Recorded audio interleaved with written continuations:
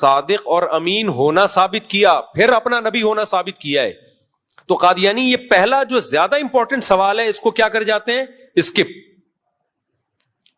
تو اسی طرح یاد رکھو کہ ملحد اور ایتھیسٹ جو خدا کے منکر ہیں نا، اور سائنس سے حوالوں سے ثابت کرتے ہیں یوں ہوا تھا پھر ایسے سیل بنا تھا وغیرہ وغیرہ، وہ ایک سوال کا جواب ٹھنڈے پیٹوں بڑے گھونٹ سے نکل جائے گا، وہ مر جائے گا، الٹا لٹک جائے گا، مناظرے کے دوران بحث کے دوران اس پر آئے گا ہی نہیں کبھی. آپ کو دائیں بائیں الجھائے گا کہ ایک سیل تھا پھر یوں ہوا پھر دیکھو یہ بھی انوالو ہوا، وہ بھی دیکھو اس میں بھی فلانے علاقے میں گیا تو اس کے جسم پہ بال نکل آئے، تو اس کا مطلب یہ جو چیزیں ہیں یہ چینج ہوتی ہیں انوائرمنٹ کے لحاظ، اس میں الجھاتا رہے گا آپ کو. ابے کمبخت تو پہلے اس کا جواب دے کہ جو مادہ جس میں چینجنگ کے بغیر چینجنگ نہیں ہو سکتی، اللاجیکل کام کوئی ہوتا نہیں ہے، تو اتنا بڑا اللاجیکل کام کیسے ہو گیا کہ یہ پورا بن کیسے گیا پوری کائنات؟ وہ پہلا نقطۂ آغاز جس کو آپ بگ بینگ تھیوری کہتے ہو، وہ انرجی کہاں سے آئی؟ انرجی مادے میں کنورٹ ہوگی یا مادہ انرجی میں کنورٹ ہوگا، تو اتنی بڑی انرجی، اتنی زیادہ انرجی، یہ اتنا سارا مادہ آ کہاں سے گیا؟ تو وہ الٹا لٹک جائے گا، کلابازیاں کھاتا رہے گا، بغلے جھانکتا رہے گا، اس سوال کا جواب کبھی بھی نہیں دے گا. بلکہ آپ کو اس سوال کا جواب دینے میں نا جو اعتراض اس پر ہو رہا ہے، الٹا آپ پر اعتراض کر کے آپ کو الجھائے گا، اور آپ کو الجھائے گا کہ اگر ہم مان لیں کہ کوئی خدا ہے تو پھر خدا خود سے کیسے وجود میں آ گیا؟ سمجھ میں بات آ رہی ہے کہ نہیں آ رہی؟ حالانکہ اس کائنات کے بارے میں تو فزکس کے لاز ہیں مرتب کہ چینجر کے بغیر چینجنگ نہیں ہوتی، تو کریٹر کے بغیر کریشن کیسے ہو گئی؟ یہ اس کائنات کے بارے میں سائنس کے لا ہیں. خدا کائنات سے بالاتر ہے، جو کائنات سے بالاتر ہے اس کو ہمیشہ ماننے کے لیے تیار نہیں ہے، اور جو کائنات ہماری کھوپڑی میں آتی ہے اس میں فرض کر کے بیٹھے ہوئے ہیں کہ وہ ہمیشہ سے ہو سکتی ہے. سمجھ میں آ رہی ہے بات کہ نہیں آ رہی ہے؟ یعنی جس کا ہمیشہ سے ماننا ممکن ہے، گاڈ، خدا جو ہماری عقل سے بالاتر ہے، اس کو ہمیشہ سے ماننے کے لیے کہتے ہیں کیسے ہو گیا بھائی، اس کو کس نے بنایا؟ اور جو کائنات جو ہمیشہ سے ہو ہی نہیں سکتی، جس میں سائنسی لاز اپلائی ہوتے ہیں، فزکس کے قانون اپلائی ہوتے ہیں کہ نہیں ہو سکتی بھائی، اس کو کہتے ہیں کہ کیا یہ ہمیشہ سے ہے. تو یہ پاگل پنے والی باتیں. یہاں یہ جو بیس پوائنٹ ہے نا، یہ جو بنیاد ہے، اسٹارٹنگ پوائنٹ کائنات کا، اس کی ابتدا کس نے کی تھی؟ جب کچھ نہیں تھا تو کس نے بنا دیا؟ قرآن تو اس کا جواب دیتا ہے ایک ذات ہے جو کچھ کرنے میں کسی چیز کی محتاج نہیں ہے، اس کے ارادے کا نام ہے کن فیکون. کتنا آسانی سے حل کر دیا نا یہ عقدہ قرآن نے، آسمانی کتابوں نے. بھائی ایک ذات ہے. اس کو فقہا یا جو متکلمین ہیں وہ ٹرم یہ استعمال کرتے ہیں کہ اس کائنات میں دو قسم کے وجود ہیں، ایک واجب الوجود اور ایک ممکن الوجود. واجب الوجود اسے کہتے ہیں جس کا وجود اصل ہو، جو اپنے وجود میں غیر کا محتاج نہ ہو. اور دوسری چیز ہے یہ مادہ جو ممکن الوجود ہے، اس میں اس کا بھی امکان ہے کہ ہو، اس کا بھی امکان ہے کہ نہ ہو. تو ہونے کا کوئی سبب ہوگا تو ہو جائے گی، سبب نہیں ہوگا تو نہیں ہوگی. تو اللہ واجب الوجود ہے، اس کے ہونے کے نہیں، اس کے نہ ہونا یہ عجیب ہے. اس کا تو وجود اصل ہے. تو اس کا وجود اصل تھا، اس کے ارادے سے یہ کائنات پہلی مرتبہ وجود میں آئی. جب وجود میں آ گئی تو اس نے فزکس کے قوانین میں اس کو جوڑ دیا، وہ لا بنا کے چلا دیا اس کائنات کو. تو دنیا میں 3 طبقے ہو گئے. ایک طبقہ تو وہ جو کمبخت خدا کے وجود کا منکر ہے، اللاجیکل. وہ کہتے ہیں ہماری آنکھ بھی خود بخود بن گئی. وہ ڈیجیٹل کیمرے کے بارے میں تو نہیں کہتا خود بخود بن گیا، لیکن انسانی آنکھ کی کاپی ہے ڈیجیٹل کیمرہ، اس کے بارے میں پھینکتا ہے کہ یہ خود بخود بن گئی. صحیح ہے نا؟ تو یہ بہت بڑے پھینکو ہیں. اس لیے یہ سائنس جو کر رہے ہوتے ہیں نا، اس سے متاثر ہونے کی ضرورت نہیں ہے. تو سائنسی ایجادات سے آپ متاثر ہو، سائنسی جو تحقیقات ہیں ان سے آپ متاثر ہو. سائنسی ہوائی فائرنگ سے ہم متاثر نہیں ہوتے، کیونکہ جو کمبخت تم پہ بیسک سوال ہوتا ہے اس کو تم پی جاتے ہو. اور پھر یہ سائنسدانوں کا متفقن علیہ نظریہ بھی نہیں ہے. بہت سے سائنسدان خدا کو مانتے ہیں، وہ کہتے ہیں کہ یہ ہو نہیں سکتا کہ یہ خود بخود اتنا زبردست نظام وجود میں آ گیا ہو. تو ایک طبقہ وہ ہے جو کہتا ہے خدا نہیں ہے. دوسرا طبقہ وہ ہے جو میجورٹی ہے، جو ہمیشہ سے مانتا آیا کہ نہیں، کوئی نہ کوئی گاڈ بولو ہے. لیکن اس کے پھر 2 ٹکڑے، 2 فرقے ہیں. اس میں تو کوئی اختلاف نہیں ہے کہ خدا ایک ہی ہے. ہندو کیا کہتے ہیں؟ بھگوان کتنے ہیں؟ اصل بھگوان جو آسمانوں پر ہے وہ کتنے ہیں؟ منہ سے ارشاد فرمائے ایک. وہ کہتے ہیں یہ چھوٹے چھوٹے جو 50 روپے والا اور 100 روپے والا یہ اس بھگوان کے روپ ہیں. اصل بھگوان کون سا ہے؟ تبھی وہ بھی جب کہتے ہیں نا بھگوان تو ان کی انگلی آسمان کی طرف جاتی ہے. اصل کون سا ہے؟ ایک.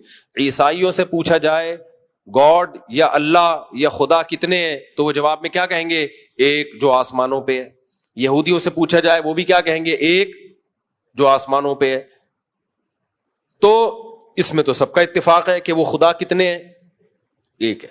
اللہ ماشاء اللہ کچھ بے وقوف قسم کی قومیں ایسی بھی ہیں جنہوں نے، لیکن زیادہ تر میجورٹی 99.9% یہ کہ خدا ایک ہی ہے، جو کریٹر ہے وہ ایک ہے. اس کے اندر پھر دو ٹکڑے ہیں.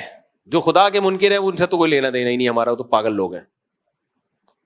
وہ پاگل اس لیے ہیں کہ ایک طرف وہ یہ مانتے ہیں کہ کوئی بھی کام لاجک کے بغیر ہوتا نہیں ہے، اور اس کائنات کی ابتدا کیسے ہوئی ویسے ہی. ٹھیک ہے نا؟ اتنی بڑی یار، یعنی یا تو تم پھینکنے کو غلط سمجھتے ہو، کہتے ہو سائنس جو ہے مشاہدے پر کو مانتی ہے، ہوائی باتوں کو نہیں مانتی. سائنس مشاہدے کا نام ہے، سائنس میں ہوائی باتیں نہیں ہوتی. بالکل صحیح ہے، ہوائی باتیں نہیں ہوتی، لیکن آپ یہ اصول اس وقت توڑ دیتے ہو جب آپ کہتے ہیں وہ کائنات کی ابتدا ہوئی، تو وہاں یہ اصول کیا کر دیتے ہو؟ توڑ دیتے ہو، کہتے ہیں ایسے ہی ہو گئی.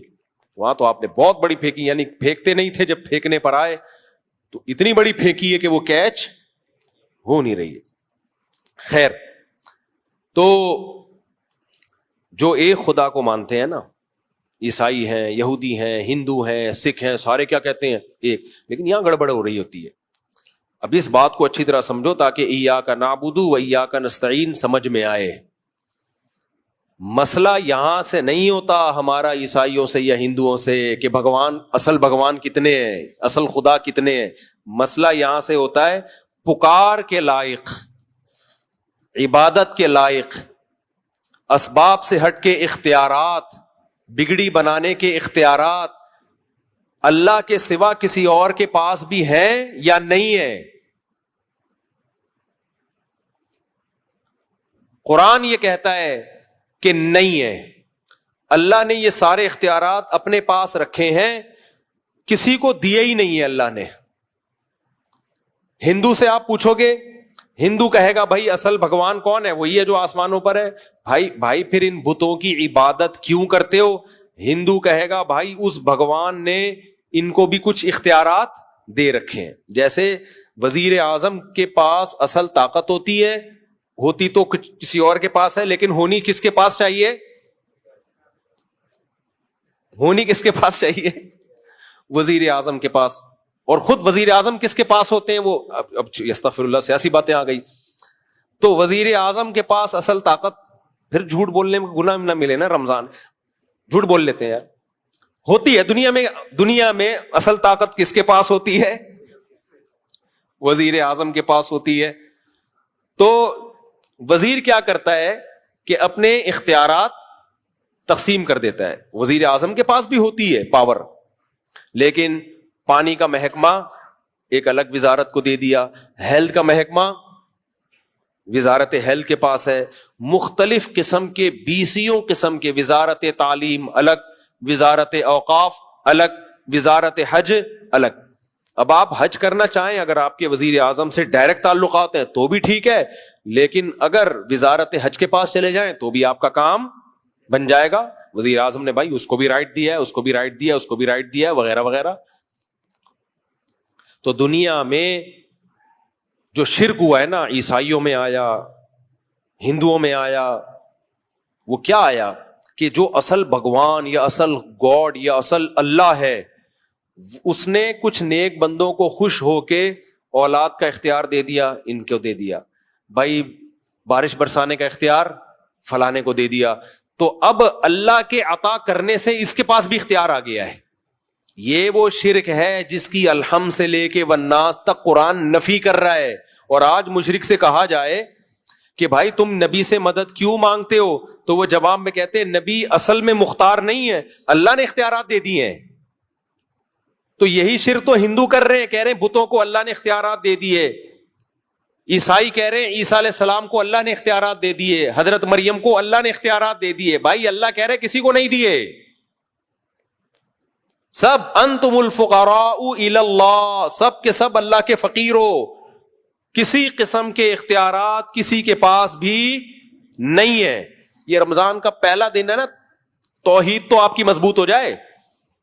کوئی اختیارات نہیں دیے میں نے. اسی شرک کی نفی قرآن میں بار بار ہے. اگر ہم یہ تعویل مان لیں کہ بھائی اللہ کے اختیارات دینے سے اس کے پاس آ گئے ہیں، تو پھر یہ بار بار جو قرآن کہہ رہے ہیں ایاک نعبد، اے اللہ ہم تیری ہی عبادت کریں گے، و ایاک نستعین، مدد صرف کس سے مانگیں گے؟ تجھ سے. یہ لفظی غلط ہو جائے گا. اے اللہ تجھ سے مانگیں گے اور اس سے بھی جس کو تو نے اختیارات دیے ہوئے ہیں. یہ ہونا چاہیے تھا نا. اے اللہ نبی سے بھی مدد مانگیں گے کیوں تو نبی کو بھی اختیارات دیے ہوئے ہیں. اللہ فلاں بازار سے بھی مدد مانگیں گے کیونکہ فلاں بابے سے تو خوش ہے، تو نے ان کو بھی اختیارات دیے ہوئے ہیں. اللہ پتھر سے بھی مدد مانگیں گے کیونکہ ہو سکتا ہے تو نے ان کو اختیارات دیے ہوئے ہوں. فلاں سے بھی مدد مانگیں گے، اس کو دیے ہوئے. اللہ کہتے ہیں کسی کو کوئی اختیار نہیں دیا.